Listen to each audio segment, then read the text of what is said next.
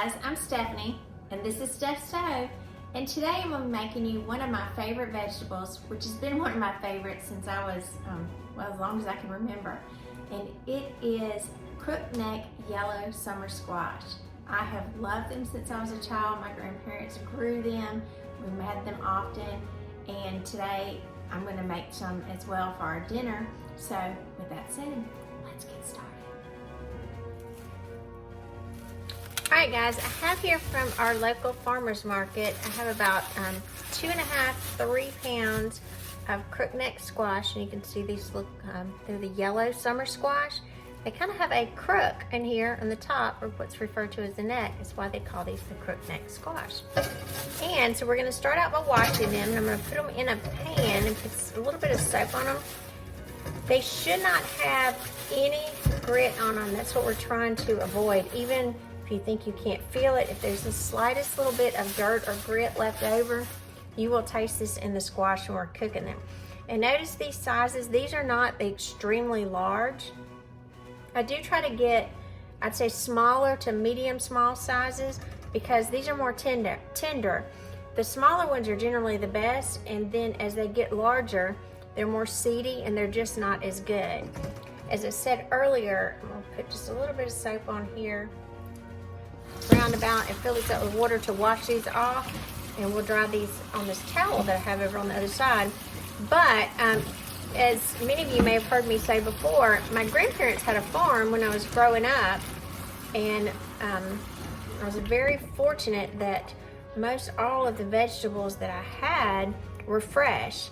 My mom never used anything from a can because my grandfather, I kind of lovingly call Papa, he grew all the vegetables that we had. He grew not only vegetables for his farm, but he always grew several rows for our family, my aunt's family, my uncle's family, and then of course my grandpa's. And then he always grew extra for the neighbors as well. He always tried to be sure to give back to his neighbors, widows, widowers, anyone in the community that needed it. He always had extra for them. He believed that nobody should be hungry, and I agree with him on that.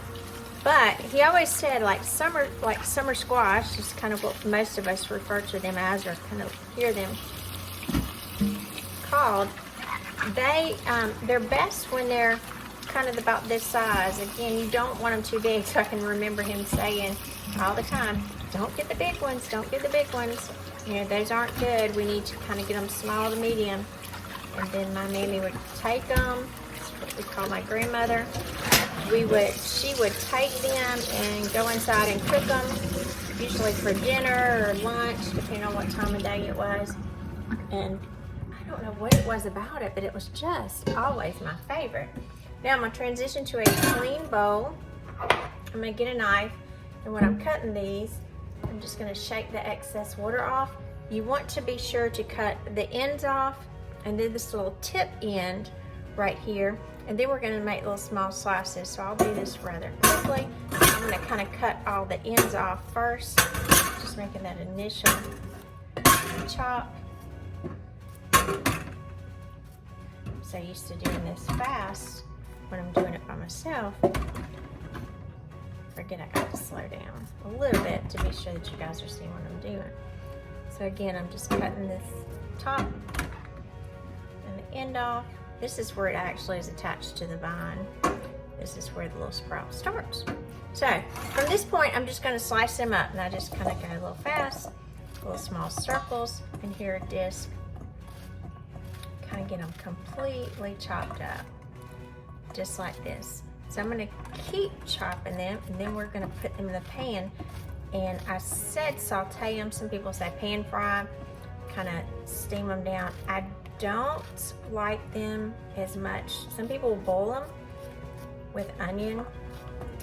I kind of don't prefer the boiled method as much because it seems to be a little too watery. Squash have a lot of water content anyway, and so you're going to see what's going to look like a large amount of squash. And again, this is probably 2.5, 3 pounds if I had to guess, and it's going to cook down to not really a whole lot.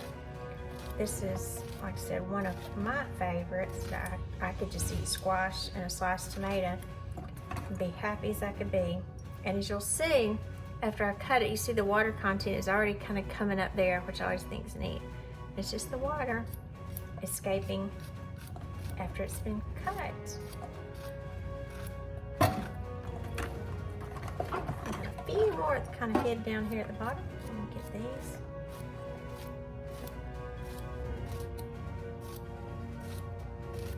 You get some of them little. I try to keep them about the same, but you know, some of them, just like with anything else, might be a little bit bigger, smaller on some. That's okay. They'll cook down. They'll be just as good. But boy, you know, summertime just does make me think of all the wonderful vegetables, all the things that my papa grew for us. And as a kid, I just thought everyone else, you know, like you always think everybody grows up like you, and you get grown and you realize everyone didn't. But I thought it was great having the fresh vegetables, and so good. Just kind of thought everybody else enjoyed everything fresh as I did as well. So we got them finished. This is what we have. So we're going to take these over to the stove and we're going to get these things cooking. Okay, here we go. Alrighty, we're over at the stove and I'm going to turn my large burner on to about 7, which will be about medium high. And in the pan, I'm going to need some kind of oil or fat, so I'm going to add bacon drippings. And you can see I've been working on this cup of here. I'm going to add actually about a tablespoon. So it's, if you've never seen it, once it solidifies or comes back to a solid state, it'll come like this. It does have a mild bacon flavor to it, which, gosh, you can't get much better than that. Bacon is wonderful. So we're gonna let that melt down, and you will see that it will kind of, this solid will kind of go back to a liquid state. And it's actually a good fat, a natural fat to have, so it's really good for us, as opposed to, I'm not a big fan of a lot of vegetable oil, just because our body doesn't process that as well. This is a good fat, being from bacon, and we're reusing something we already had, so it's a win-win situation. So we're gonna let this melt down and get warm, and then we're gonna add our squash to it. All right, as you can see, my bacon drippings have just about melted, and if you look closely in the pan, it looks like I've got a lot of brown spots in here. This is actually pieces of bacon, and as this piece melted, you can see there's actually little bacon remnants in there, which is even better. So we get kind of a 2 for 1. So here we go. I'm going to take the squash that we just cut up, and I'm going to put them in the pan here. You can dump them in, you can grab them with your hands. I don't want this oil to splatter on me, so I'm just gonna kind of control it with my hands here. And I do kind of use, this is a large fryer, if you're wondering what this is that I'm cooking in. I do enjoy this as well for cooking larger quantities of vegetables, if I'm trying to kind of like pan sear them as opposed to my cast iron skillet. Just because I've got a lot of surface space here, which I do like having the large surface area. So right now we're gonna kind of let this go and let them cook for just several minutes here. If you can hear that bacon, it's kind of, the bacon drippings are a little sizzling. That's good because we want to kind of cook the squash. Remember I told you squash has a large water content. So this amount of squash is going to greatly cook down. I'm going to kind of move it so it gets coated, and I want to be sure that it goes throughout the squash. I don't have any dry areas in my pan. I certainly wouldn't want it to burn. And this, ladies and gentlemen, if you have not tried summer squash, crookneck squash, you may have it referred to that in your area, but kind of here we just call it summer squash, even though you can actually get it year round. But it is so good. It's just got a real mild flavor. It's almost kind of buttery, so it's really good. Like I said, some people steam it Some people go in there and they would do like a boil method, and then others kind of would do similar to what I'm doing as a saute. This is the way my Mimi did it, and this is the way that I enjoy it. Get back in there. Just throw them back in there. You may not do that at your house, but that's okay. That's what I do at mine. Everybody's got their own preference. And then my stove is clean. I just cleaned it off before we got started. And I'll have to do a lot of cleaning of it when I get finished as well, because I have spots everywhere. But that's fine. Alright, now we're just going to keep working this around, and you will see that it will kind of like melt down. It will see like this little piece right here. As you can see it, it's kind of cooking through. So it's just changing its tone, and you'll see the whiteness or pale yellow from the squash kind of becomes almost a little bit more translucent color as it starts cooking. There's another good example. Because that water content is going to start releasing, and that's what we want. We want to cook that out so these will get really soft and really tender. Now I'm going to let these go for just about another minute or so, and then I'm going to come back and add another ingredient on top of this that will just make them even more delicious. So I'm going to let these cook for about 2 minutes, and I'll be right back with you. Alright guys, this has been going about 2.5 or 3 minutes, and I have not turned down the heat yet. So at this point, you can see that my squash is cooking down greatly. And you hear that nice little sizzle from the bacon drippings. And you see I've got a lot more translucent look to my summer squash. And at this point, I'm going to add some chopped up Vidalia onion. Can't get much better than that. So I'm going to chop about half of this.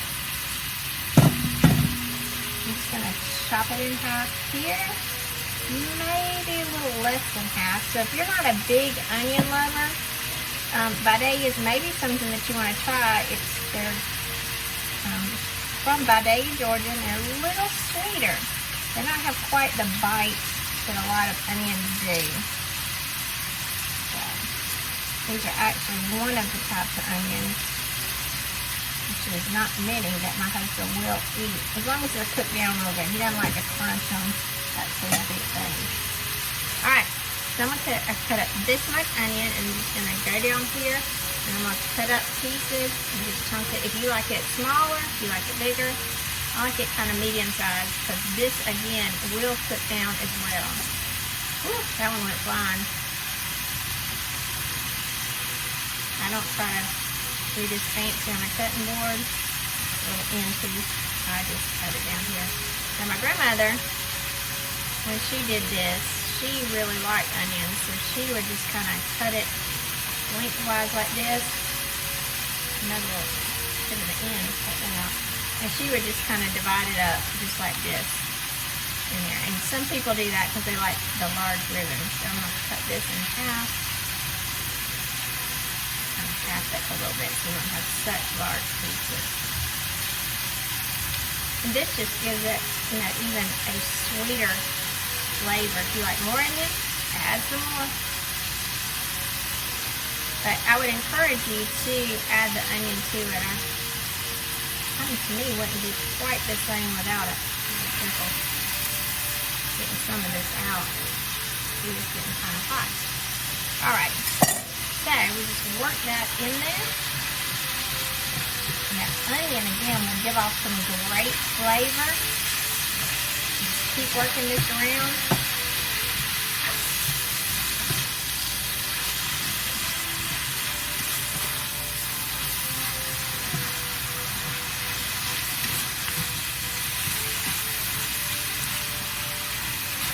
Good, guys. I have not at this point added any salt or pepper because the salt will kind of draw out more of the liquid, so I want it to give off as much on its own first, and then I will salt it. Most people also very heavily pepper yellow squash, just because it seems to be a good pairing. It's just because it's got such a mild flavor. That pepper, black pepper, would bring out just such a good flavor. I guess you could use white pepper too. White peppers. That is more common to use. Some people have. And notice I'm getting some browning on the edges, and that's fine. We want some of that, so that is perfectly good. The onion is getting sauteed right through, and it is looking so good, guys. Smells wonderful.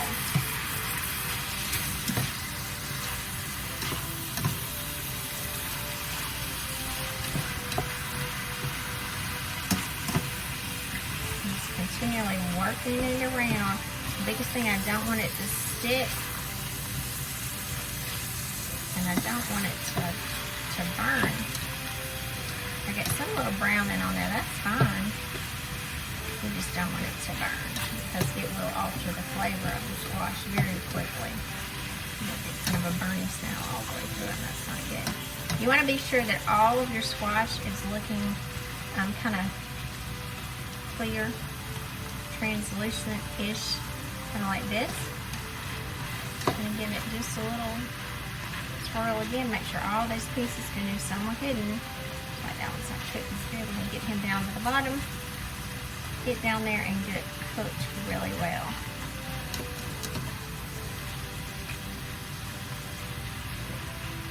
Alright, my color is looking good at this point. So now I'm going to go in and I'm going to add some salt. 1, 2, 3, 4, 5, 6. So I'll just count it off. Just circle it around. Pepper. 1, 2, 3. That looks good to me. I may have to come back and do it again. But again, once you salt it, it will encourage it to release more moisture. You always want to salt your food when you're cooking as well, because if you wait to the very end, that salt can't really get into the food. You want to lightly do it during the cooking process, and then you can add more later, or just kind of leave it more to taste as to what you, your family, or your guests would like to add to it. Some good looking squash, guys. Just take it, move around, and you'll see that some of it is completely broke down, and that's fine. We're going to see a lot of that.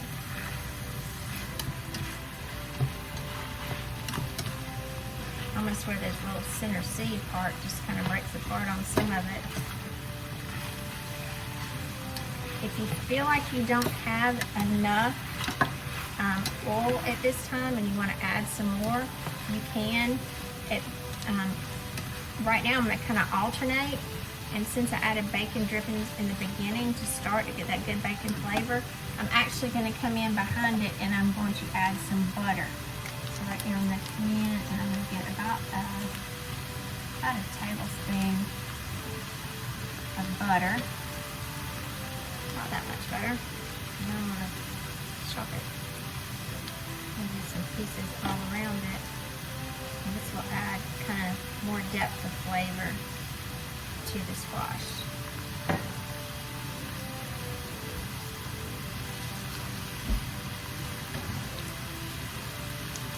Melt down, and we will work that in there.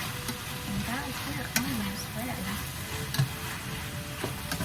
You can continue cooking this till it's almost completely, I would say, really cooked down, because you see how my squash is breaking down. It's about what we want. I do like to leave some pieces a little bit more whole. I don't want the entire thing breaking and cutting in half. Because again, squash has so much water, it's just kind of coming apart here. Looking good, guys.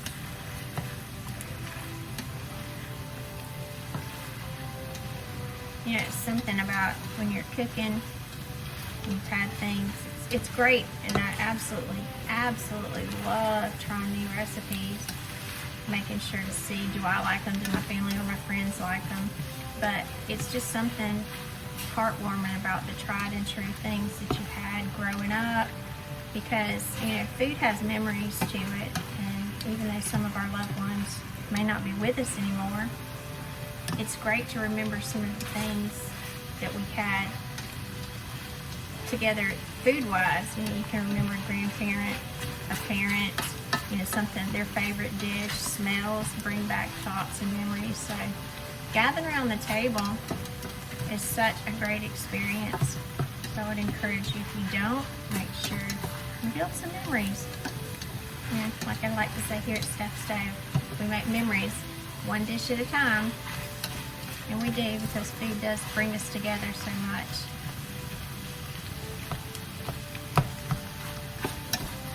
Alright guys, it looks like we are almost done. Doesn't that look wonderful? And we are going to eat this just as is. And you could go a little further and we could make a squash casserole, which we will do at a later time. But this, I'm just going to eat this with, I'm going to have some sliced tomatoes. Just some sliced tomato and summer squash. That sounds so good to me. So let me get a fork and kind of taste to be sure that my seasoning is right.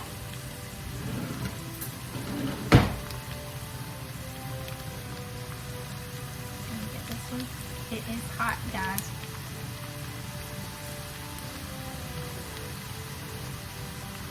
I think I need a little bit more salt and pepper.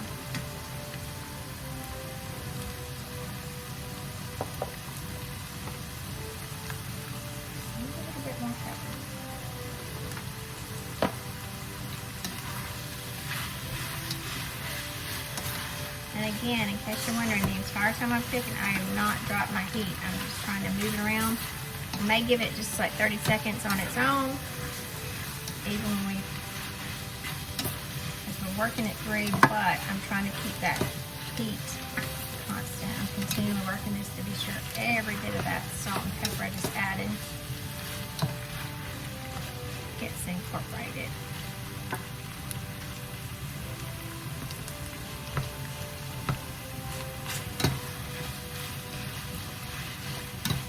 Alright guys, it looks like we're almost ready. Time to plate it and get ready to enjoy.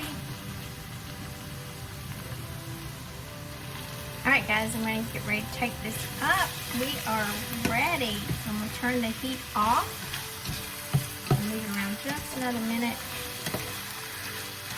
as my pan cools down.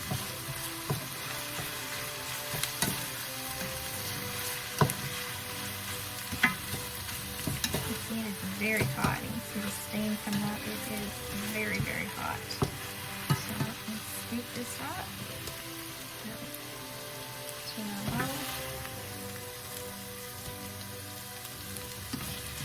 And that looks delicious. There's nothing better than fresh vegetables.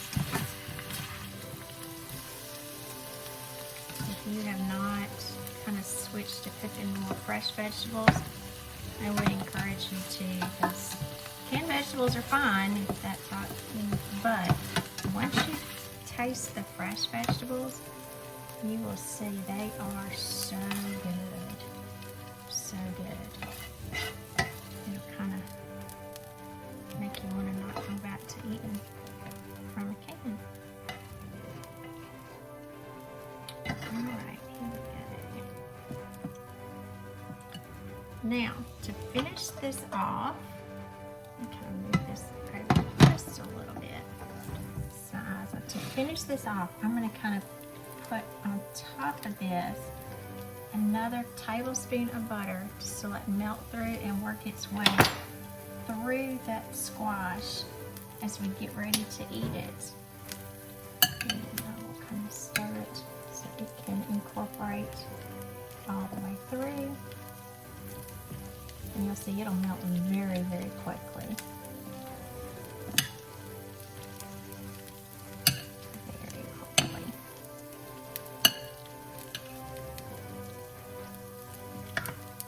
Again, it's just adding that depth of flavor.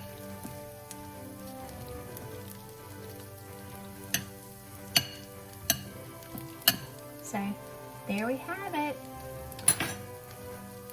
Yellow summer squash sauteed in wonderful bacon drippings. I'm Stephanie, guys, and this is Steph Stowe. Remember to like and subscribe for more content like this. Enjoy!